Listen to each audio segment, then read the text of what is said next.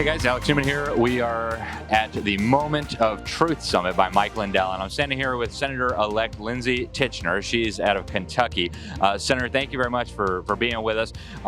Tell us first, the topic of the conference is the elections and the machines. What are your thoughts so far? Oh, it's a great conference. I think, more and more as the last 2 years have gone by and the media tries to squash the information, you just can't. You can't squash it. There's so much information out. There's so much evidence, regardless of how much they tell us there's not. We know there is, and this conference is proof of it. There's 1,200 people here today. There's millions that were watching online, and we just see it. Just common sense tells you something was wrong about that. And I think people are aware. They're waking up to it. Yeah, it sure seems like it. Now, before we started, you were talking to someone about education. You tried to get some of the exemptions for the schools to put pornography in the hands of children done away with, and yet you weren't successful. Talk a little bit about that. Why are you concerned about that, and what could be done? Right. One of the great things that happened with the COVID shutdowns was parents were able to see what was going on, and across the country, it's kind of being revealed what's in our school libraries, what's in our public libraries as well, available to children is pornography. And there are obscenity laws all across the nation. In Kentucky, there's an exemption for educational use. And so one of our legislators in this last session tried to strike out educational as a reason to allow obscene materials. And we're not talking like sex ed books. We are talking full-on obscene pornographic books. And unfortunately, that did not pass this last session. So we're still trying to hit that. We'll go after that again this next session and try to get that removed. And more than anything, we're just raising awareness to parents. They have no idea this is in there. And it really is truly unbelievable. When you start, like we were door knocking, and we'd bring this subject up when we were knocking doors for my campaign, and they almost shut down, like, you're crazy. That's not in our schools. We're like, you want to see a picture? Like, here's a book. This is in the book in the school. So it's important, and we have got to stop the over-sexualization of our children. It is absolutely unnecessary. There's no need for it at all, and it's really killing our culture. And what's amazing for me, too, is that it's happening even in states like Kentucky that are considered very conservative. It's just ubiquitous. And you've been working with our friend Rhonda Miller in Indiana. Same thing going on.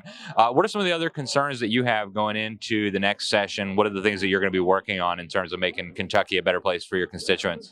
Yeah, absolutely. We need to absolutely uphold our Second Amendment. What just came down with the Safer Communities Act on the federal level, they're giving, really incentivizing states with federal dollars to implement red flag type laws, and we need to make sure that we protect our Second Amendment in the state of Kentucky and not take that carrot they're dangling in front of us. That's important. Obviously, pushing for pro-life. Kentucky had a trigger law, and thankfully our Supreme Court has upheld our trigger law once Roe v. Wade was overturned, but they are still absolutely fighting that. There's a Second Amendment, not Second Amendment, there's a constitutional amendment on the ballot to this election that we need to vote yes for, and that's yes for life, to say that our Kentucky Constitution does not say that abortion is a constitutional right and that it should be funded by our government. So that's important to get the word out about that. But as far as legislature goes, parental rights in education is huge. When COVID happened and the shutdowns happened, they gave themselves permission in the public schools to push parents out. And so aside from the masking and the mandates and all of that, which was insane overreach for a governing body to tell us our kids were unhealthy when they were healthy, right? But they really, truly are trying to push us out of the schools, and they're trying to keep the information from us. And we just need to know. We want to know.